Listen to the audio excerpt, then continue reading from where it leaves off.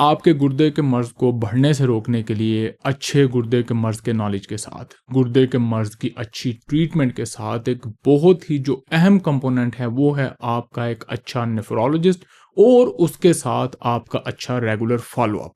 वो कैसे, ये डिस्कस करेंगे हम आज के एपिसोड में। अस्सलाम वालेकुम, डॉक्टर वैसका from expert counsel clinic of Lahore, वतनों से, घर वाले स्टूडियो से अपना नेफ्रोलॉजी हैट पहने हुए। गुर्दे के मर्ज़ को बढ़ने से रोकने के लिए किसी भी कम्युनिटी में गुर्दे के मर्ज़ के बर्डन को कम करने के लिए अच्छी स्क्रीनिंग, अच्छा नॉलेज, मरीज़ की अच्छी एजुकेशन, उसके अच्छे इलाज और इन सारे कंपोनेंट्स को जो फाइनली एक बंदा बाइंड करता है वो होता है नेफ्रोलॉजिस्ट। और अगर आप नेफ्रोलॉजिस्ट के साथ अच्छा फॉलोअप ना रखें तो डिज़ास्टर ही डिज़ास्टर है। अब नेफ्रोलॉजिस्ट अच्छा कौन होता है और आपका उसके साथ फॉलोअप क्यों ज़रूरी है वो मैं आपको एक्सप्लेन करने की कोशिश करता हूँ। लेकिन उससे पहले किसी भी डॉक्टर के साथ और स्पेशली नेफ्रोलॉजिस्ट के साथ फॉलोअप के बारे में, क्योंकि ये लाइफ लॉन्ग फॉलोअप आपका होता है, एक स्पेशल व्यू है। पहले पेशेंट का व्यू, फिर मैं आपको दूंगा मेडिकल फील्ड का व्यू। पेशेंट का व्यू है कि जी मैं क्यों हर 3 या 4 महीने के बाद, या अगर पेशेंट बड़ा सीरियस है तो हर महीने के बाद डॉक्टर को पैसे दूं, फीस दूं, जबकि उसने बस दवाइयाँ बदल देनी हैं, उसने बस लैब्स रिव्यू करनी हैं। तो ये किस किस्म का डकैती है, ये किस किस्म का डाका है। ये हमारा पाकिस्तानी व्यू है, अनफॉर्चुनेटली हमारे गलीज और घटिया सोशो इकोनॉमिक कल्चर की वजह से। जो असल मेडिकल फील्ड का व्यू है वो ये है कि नेफ्रोलॉजिस्ट के साथ या इसी तरह किसी भी मर्ज़ के, सीरियस क्रॉनिक मर्ज़ के डॉक्टर के साथ जब आप फॉलोअप करते हैं तो आप उस फीस को नहीं देखते, बल्कि उस फीस के बदले में जो आपकी लाइफ में वैल्यू एडिशन हो रही है, जो आपका मर्ज़ बढ़ने से बच रहा है, जो आपकी गाड़ियाँ और घर बिकने से बच रहे हैं, आप उस तनाजुर में देखते हैं। वो कैसे, वो मैं उन्हीं 2 केसेस को रिपीट करूंगा इस एपिसोड के एंड में जो हमने कुछ दिन पहले डिस्कस किए थे। पहले हम चलते हैं कि नेफ्रोलॉजिस्ट ने आपके लिए करना क्या होता है। किसी भी नेफ्रोलॉजिस्ट का जो काम है या उसके प्रिस्क्रिप्शन का जो पार्ट है या उसके फॉलोअप का जो प्लान है, उसमें ये 5 चीज़ें बड़ी अहम हैं। और ये ज़्यादातर पहली 4 चीज़ों की रेपिटेशन है जो कि हम डिस्कस कर चुके हैं पिछली कुछ एपिसोड्स में। नंबर 1 कि नेफ्रोलॉजिस्ट आपको बताएगा कि आपके गुर्दे के मर्ज़ की वजह क्या है। अगर आपके नेफ्रोलॉजिस्ट ने आपको अभी तक बताया नहीं और साबित नहीं किया कि आपके गुर्दे के मर्ज़ की वजह क्या है तो आप गलत जगह पे हैं। फिर दूसरा पार्ट है कि वो आपको बताएगा आपके गुर्दे की स्टेज क्या है।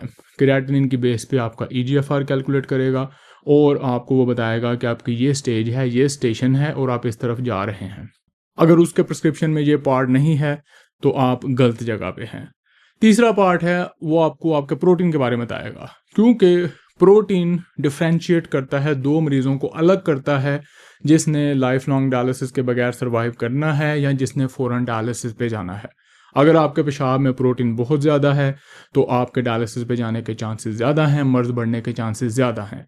अगर आपके पेशाब में प्रोटीन बहुत कम है तो फिर आपके चांसेस बहुत कम हैं कि आपका मर्ज़ बड़ी तेज़ी से बढ़ेगा। इसलिए ये भी नेफ्रोलॉजिस्ट के प्रिस्क्रिप्शन का बहुत इम्पॉर्टेंट पार्ट है। उसके बाद हमारे पास आ जाती है अच्छी ट्रीटमेंट, यानी कि वो आपको ट्रीटमेंट बताएगा कि मैं ये आपकी ट्रीटमेंट कर रहा हूँ। अब इसमें कुछ हमारा जहालत वाला कंपोनेंट भी है, जैसे मेरे भी 100 में से 80% मरीज़ों को बार बार बताने के बावजूद ये समझ नहीं आती कि ये दवाई उनकी किडनी के लिए है, प्रोटीन के लिए है। पर क्योंकि मोहल्ले में जाके हर बंदा मोची, नाई, गामा, माजा, काना उनको कहता है कि ये प्रोटीन की दवाई नहीं है, ये ब्लड प्रेशर की दवाई है, तो वो फिर 3 महीने बाद आके मुझे वही कहते हैं, डॉक्टर साहब आपने तो मुझे ब्लड प्रेशर वाली दवाई दी है, गुर्दे वाली दवाई तो दी ही नहीं। ये भी अगेन हमारे कल्चर की एक गलाजत है कि एक्सपर्ट की बात को मानने, ट्रस्ट करने की बजाय एक लोकल ओपिनियन को ज़्यादा वैल्यू दी जाती है। इस टॉपिक को हम अलहदा कभी डिस्कस करेंगे, इस गलाजत को हम अलहदा छेड़ेंगे, आज की वीडियो को इसके साथ गंदा नहीं करते। फिर आपकी ये एजुकेशन आहिस्ता आहिस्ता नेफ्रोलॉजिस्ट करता है और आपको बताता है कि ये आपका इलाज चल रहा है और ये इसके गोल हैं। हमें प्रोटीन इतना लाना है, हम नहीं ला पा रहे, क्यों नहीं ला पा रहे। आपका ये डायग्नोसिस है, इसके ये गोल्स हैं, हम कर पा रहे हैं, हम तब तक कर लेंगे, या हम क्यों नहीं कर पा रहे। और इसी तरह नेफ्रोलॉजिस्ट का 5वां लास्ट कंपोनेंट है प्रोग्नोसिस, अब गुर्दे के मर्ज़ की अभी की समझ के मुताबिक हमारी समझ ये है कि इस मर्ज़ ने बढ़ना है। अभी हमारे पास कोई ऐसा जादुई इलाज नहीं है जो आपके गुर्दे के मर्ज़ को ख़त्म कर सके, रोक सके, रिवर्स कर सके। डिपेंड करता है कि किस स्टेज पे है। तो मेडिकल इन्फॉर्मेशन के मुताबिक और इस बात को ज़्यूम करते हुए कि आपका मर्ज़ बढ़ना है, तो उस बढ़ते हुए मर्ज़ के साथ साथ मरीज़ को अच्छा एजुकेट करना, उसको इनसाइट दिलाना, उसको एक किसी फाइनल स्टेज के लिए प्रिपेयर करना, जब टाइम आ जाए उसकी अच्छी डायलिसिस पे ट्रांजिशन करना या उसको ट्रांसप्लांट का मशवरा देना, ये सारी भी नेफ्रोलॉजिस्ट की ज़िम्मेदारी है। और अच्छे नेफ्रोलॉजिस्ट के प्रिस्क्रिप्शन में ये सारी चीज़ें, उसकी हर फॉलोअप के डिस्कशन में ये सारी चीज़ें ऐड होती हैं। जब ये सारा कुछ एक नेफ्रोलॉजिस्ट अच्छी तरह परफॉर्म करता है, मरीज़ उसको अच्छी तरह फॉलो करता है, नेफ्रोलॉजिस्ट को एक्सपर्ट समझ के, खुद मामा या डॉक्टर ना बन के, तो फिर मरीज़ सालों साल अपने मर्ज़ को अच्छी तरह संभाल सकता है। डिपेंड करता है कि उसका मर्ज़ किस वजह से है, उसका प्रोटीन कितना है। अब हम फिर इन्हीं दोनों केसेस पे चलते हैं जिनको हमने 4-5 एपिसोड पहले डिस्कस किया। अब इन दोनों मरीज़ों को मेरे साथ रेगुलर फॉलोअप करने का क्या फ़ायदा हुआ। पहला मरीज़ जो हमारा 46 साल वाला है, आईजीए नेफ्रोपैथी का है, ये तकरीबन मेरे ख्याल से रफली 3 साल से मेरे साथ हैं और उनका क्रिएटिनिन बहुत अच्छा प्रोटीन कंट्रोल करने के बाद भी 3-4 साल में तकरीबन स्टेबल है, बड़ी सीवियर डिज़ीज़ के साथ। हालांकि मेरे पास आने से पहले इनको डॉक्टर कह चुका था कि आप डायलिसिस पे जाएं या आप तैयारी करें, और ये काफ़ी मायूस थे। दूसरा जो पेशेंट है वो डायबिटीज़ वाला है। उसने अगेन 2025 में हमें बड़ा अच्छा फॉलो किया, अपनी शुगर बेहतर की, अपनी क्रिएटिनिन बेहतर कर ली, जिसको कि वो एक्सपेक्ट नहीं कर रहा था। ना ही मैंने उसको कोई ऐसी फॉल्स होप दी थी कि आपकी क्रिएटिनिन बेहतर होगी, पर क्योंकि उसने लाइफस्टाइल को बहुत बेहतर किया तो उसकी क्रिएटिनिन बेहतर हो गई। उसके बाद फिर वो शोही में आ गए, पाकिस्तानी उनका जाग गया, लेकिन एक फॉलो अप पे फिर मुझसे डांट डपट पड़ी। फिर थोड़ी सी उनको होश आई, उनको मैंने एहसास दिलाया कि जो गुर्दा आप 10 साल संभालने के चक्कर में थे, अब मुझे लगता है 10 महीने नहीं इसने चलना, तो होश के नाखून लें। उन्होंने होश के नाखून लिए और पिछले फॉलो अप पे फिर काफ़ी रिवर्सल और इम्प्रूवमेंट आई। और मैंने फिर उनको एम्फेसाइज़ किया कि ये इम्प्रूवमेंट रिवर्सल बार बार नहीं आना, एक टाइम ऐसा आना है कि अगर उस स्टेशन से आपकी गाड़ी अगली तरफ निकल गई तो फिर रिवर्स गियर नहीं लग सकना।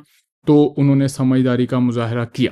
अब ये सारी चीज़ें जब आप किसी नेफ्रोलॉजिस्ट के साथ रेगुलर फॉलोअप करके कंबाइन करते हैं, तो इन दोनों पेशेंट की एग्जांपल की तरह, जो कि आज से हो सकता है 1-2 साल पहले डायलिसिस पे पहुंचा दिए गए होते, उनकी गाड़ियां बिक गई होती, उनके घर बिक गए होते, और मुझे उन्होंने 2 साल में रफली क्या दिया, अगर हम 5,000 फीस के हिसाब से लगाएं, तकरीबन 4 फीसें साल की, तो 20 से 40,000, टोटल 60,000 में भी।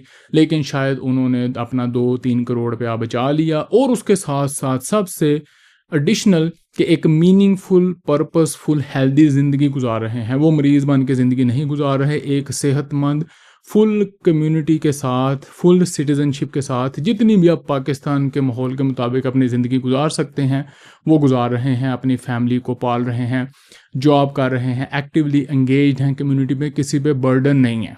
ये वो चीज़ें हैं, ये वो वैल्यू है जो कि नेफ्रोलॉजिस्ट के साथ रेगुलर फॉलोअप आपकी ज़िंदगी में ऐड करता है। अगर आप उसकी इंस्ट्रक्शन को फॉलो करें, अपने आप को एजुकेट करें, अपने गोल्स अचीव करें, अपने ट्रीटमेंट को अच्छा लेकर चलें। एपिसोड को समराइज़ करते हैं। नेफ्रोलॉजिस्ट के साथ रेगुलर फॉलोअप को हम अपने बहुत ही बेहुदा सोशो इकोनॉमिक कल्चरल व्यू की वजह से एक डाका समझते हैं, डकैती समझते हैं, लेकिन ये आपकी ज़िंदगी में बड़ा वैल्यू एडिशन करता है। ये क्योंकि क्रोनिक प्रोग्रेसिव बीमारी है हमारी अभी की समझ के मुताबिक, और नेफ्रोलॉजिस्ट आपको हेल्प आउट करता है इस बीमारी के बढ़ने से रोकने में, ताकि आप एक अच्छी सेहतमंद ज़िंदगी गुजार सकें और कम्युनिटी में पूरी तरह कंट्रीब्यूट कर सकें, अपनी फैमिली को कुछ खिला सकें, बजाय इसके कि आप उन पे डिपेंडेंट हों। तो नेफ्रोलॉजिस्ट के साथ आपने रेगुलर फॉलोअप ज़रूर मेंटेन करना है इन सारे फ़वाइद के लिए। आपका नेफ्रोलॉजिस्ट के साथ फॉलोअप के बारे में क्या व्यू था, आप इसको कैसे देखते थे, आप इसको कैसे इम्प्रूव कर सकते हैं, और फीस छड्ड दो, फीस क्यों लेंदे हो, इसके अलावा कोई कमेंट हो इसको बेहतर करने के लिए, इसके बारे में आपकी ओपिनियन हो तो आपने ज़रूर देना है। डॉक्टर फीस क्यों लेता है, ये एक अलहदा फड्डा है पाकिस्तान में, उसको मैं आपको अलहदा एक्सप्लेन करूँगा। उसके बाद हमारी एक नई जंग शुरू हो जाएगी, तो इंशाल्लाह हम उस पर बड़ी जल्दी जंप इन करेंगे। अल्लाह हाफिज़।